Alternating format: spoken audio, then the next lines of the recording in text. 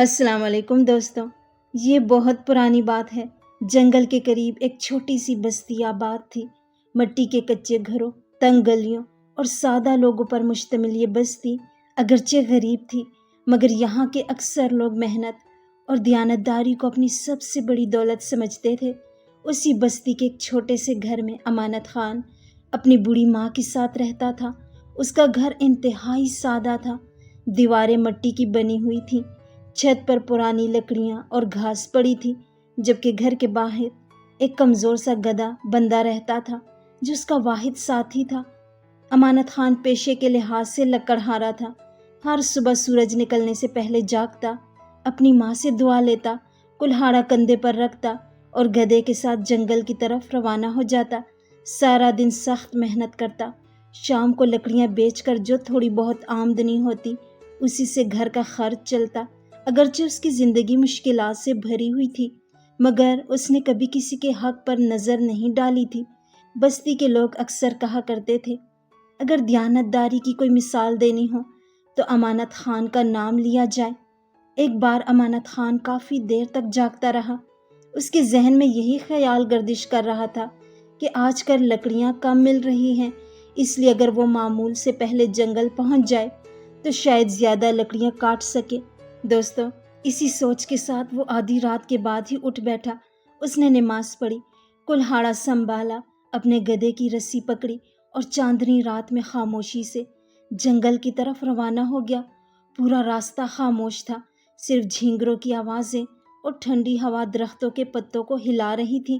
جنگل میں داخل ہوتے ہی ایک عجیب سا سکوت چھایا ہوا تھا۔ امانت خان آہستہ آہستہ اندر بڑھتا گیا، یہاں تک کہ وہ ایک بہت بڑے گھنے اور پرانے درخت کے پاس پہنچ گیا۔ اچانک اس کی نظر درخت کے موٹے تنے پر پڑی۔ تنے کے اندر کسی چیز کی ہلکی سی چمک دکھائی دی۔ وہ فوراً چونک گیا، اس کے دل کی دھڑکن تیز ہو گئی۔ پہلے اسے لگا کہ شاید کوئی جنگلی جانور درخت کے اندر چھپا بیٹھا ہے۔ وہ چند قدم پیچھے ہٹ گیا، کچھ دیر انتظار کیا، لیکن وہاں کوئی حرکت نہیں ہوئی۔ اب اس کا تجسس بڑھنے لگا۔ اس نے زمین سے ایک پتھر اٹھایا اور پوری طاقت سے اس چیز کی طرف پھینکا۔ پتھر لگتے ہی ٹک کی آواز گونجی۔ امانت خان نے سکون کا سانس لیا۔ یہ جانور نہیں، کوئی دھات کی چیز ہے۔ وہ احتیاط سے آگے بڑھا، درخت کے کھوکھلے حصے میں ہاتھ ڈالا۔ چند لمحوں بعد اس کے ہاتھ میں ایک نہایت خوبصورت نقش و نگار سے سجی ہوئی چھوٹی سی صندوقچی تھی۔ چاندنی کی روشنی اس پر پڑ رہی تھی اور وہ عجیب سی چمک رہی تھی۔ امانت خان نے حیرت سے صندوقچی کو دیکھا۔ اس نے آہستہ سے اس کا ڈھکن کھولا۔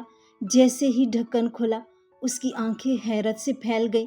اندر سونے کے زیورات، قیمتی ہیرے، چمکتی ہوئی اشرفیاں اور نایاب قیمتی پتھر بھرے ہوئے تھے۔ اتنا خزانہ اس نے پوری زندگی میں کبھی نہیں دیکھا تھا۔ ایک لمحے کے لیے وہ خاموش کھڑا رہ گیا۔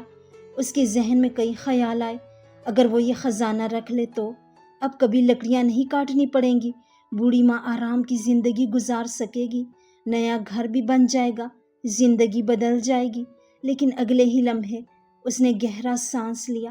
یہ میرا مال نہیں۔ اس نے آہستہ سے صندوقچی بند کی اور درخت کے نیچے ایک محفوظ جگہ رکھ دی، پھر خود لکڑیاں کاٹنے میں مصروف ہو گیا۔ مگر اس کا دل بار بار اسی صندوقچی کی طرف جا رہا تھا۔ وہ سوچ رہا تھا، آخر یہ کس کی ہو سکتی ہے؟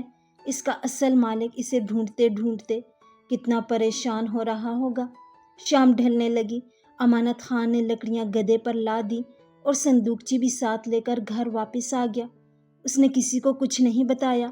رات بھر وہ اسی سوچ میں مبتلا رہا کہ اصل مالک تک یہ امانت کیسے پہنچائی جائے۔ اسی دوران دوسری طرف شاہی محل میں ہلچل مچی ہوئی تھی۔ پورا محل پریشانی میں ڈوبا ہوا تھا۔ سپاہی ایک دوسرے کی طرف خوفزدہ نظروں سے دیکھ رہے تھے۔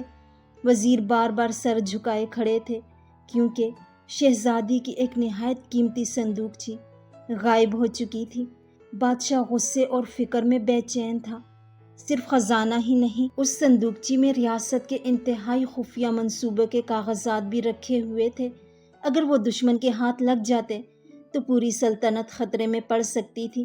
ادھر محل میں کسی کو معلوم نہیں تھا کہ اس سارے واقعے کے پیچھے خود بادشاہ کا قابل اعتماد آدمی صادق خان تھا۔ صادق خان کئی برسوں سے بادشاہ کے قریب تھا۔ بادشاہ اس پر اندھا اعتماد کرتا تھا، لیکن اس کے دل میں لالچ چھپا ہوا تھا۔ چند روز پہلے جب شاہی قافلہ دوسرے شہر جا رہا تھا اور راستہ جنگل سے گزرا، تو موقع پا کر صادق خان نے خاموشی سے شہزادی کی صندوقچی چرا لی۔ اس نے اپنے ساتھیوں کی مدد سے اسے جنگل کے اسی پرانے درخت کے کھوکھلے حصے میں چھپا دیا۔ اس کا منصوبہ بہت خطرناک تھا۔ وہ چاہتا تھا کہ چند دن بعد جب شور ختم ہو جائے تو خزانہ اپنے پاس رکھ لے، اور اگر تلاش زیادہ بڑھ گئی تو صندوقچی ڈھونڈنے کا ڈرامہ کر کے بادشاہ کو واپس کر دے گا، تاکہ خزانہ بھی مل جائے اور انعام بھی۔ لیکن اگلے دن جب اس کے ساتھی صندوقچی لینے پہنچے تو وہ حیران رہ گئے۔ درخت خالی تھا، صندوقچی غائب تھی۔ وہ دوڑتے ہوئے واپس آئے اور صادق خان کو اطلاع دی۔ یہ سنتے ہی صادق خان کا چہرہ غصے سے سرخ ہو گیا۔ اسے لگا شاید کسی راہگیر نے خزانہ چرا لیا ہے۔ اس نے اپنے آدمیوں کو حکم دیا کہ پورا جنگل چھان مارو۔ دوسری طرف بادشاہ بھی مسلسل پریشان تھا۔ خفیہ منصوبوں کے کاغذات اسے رات بھر سونے نہیں دے رہے تھے۔ ادھر اگلے دن امانت خان حسب معمول لکڑیاں کاٹتے کاٹتے جنگل کے ایک دور دراز حصے میں پہنچ گیا۔ شام کے وقت جب وہ واپس اسی درخت کے قریب سے گزر رہا تھا تو اسے چند آدمیوں کی آوازیں سنائی دی۔ وہ فوراً ایک جھاڑی کے پیچھے چھپ گیا۔ چند ہی لمحوں بعد اس نے دیکھا وہ صادق خان اور اس کے ساتھی تھے۔ وہ غصے میں ایک دوسرے سے کہہ رہے تھے، جس نے بھی صندوقچی اٹھائی ہے اسے زندہ نہیں چھوڑیں گے۔ اگر بادشاہ کو حقیقت معلوم ہو گئی تو ہماری گردنیں اڑ جائیں گی۔ امانت خان خاموشی سے ان کی پوری گفتگو سنتا رہا۔ اب اسے سمجھ آ چکی تھی کہ اصل چور کون ہے۔ وہ وہاں سے کسی کو خبر ہوئے بغیر نکل آیا۔ رات بھر اس نے سوچا، آخر اس نے فیصلہ کیا کہ سچ صرف بادشاہ کو ہی بتایا جائے گا۔ اگلی صبح وہ صندوقچی کپڑے میں لپیٹ کر شاہی محل کی طرف روانہ ہو گیا۔ پہلے پہرے داروں نے اسے اندر جانے سے روک دیا، لیکن جب اس نے کہا کہ وہ بادشاہ کے لیے انتہائی ضروری امانت لایا ہے تو خبر اندر پہنچائی گئی۔ بادشاہ نے فوراً اسے دربار میں بلوا لیا۔ امانت خان نے ادب سے سلام کیا، پھر آہستہ آواز میں بولا، بادشاہ سلامت، شاید یہ وہی صندوقچی ہے جس کی آپ تلاش کر رہے ہیں۔ یہ سنتے ہی بادشاہ اپنی جگہ سے کھڑا ہو گیا۔ امانت خان نے صندوقچی سامنے رکھ دی۔ بادشاہ نے جلدی سے اسے کھولا۔ اندر موجود زیورات، اشرفیاں اور خفیہ کاغذات بالکل محفوظ تھے۔ بادشاہ کی آنکھوں میں خوشی اور سکون آ گیا۔ پھر امانت خان نے صادق خان اور اس کے ساتھیوں کی پوری سازش تفصیل سے بیان کر دی۔ بادشاہ نے فوراً سپاہیوں کو حکم دیا، اسی وقت صادق خان اور اس کے تمام ساتھیوں کو گرفتار کیا جائے۔ چند ہی گھنٹوں میں سب مجرم بیڑیوں میں جکڑے ہوئے دربار میں کھڑے تھے۔ صادق خان سر جھکائے خاموش کھڑا تھا۔ اس کے پاس اپنی صفائی میں کہنے کے لیے کچھ بھی نہیں تھا۔ بادشاہ نے امانت خان کی طرف دیکھتے ہوئے کہا، نوجوان، اگر تم چاہتے تو یہ سارا خزانہ اپنے پاس رکھ سکتے تھے۔ تمہاری کئی نسلیں آرام سے زندگی گزار سکتی تھی۔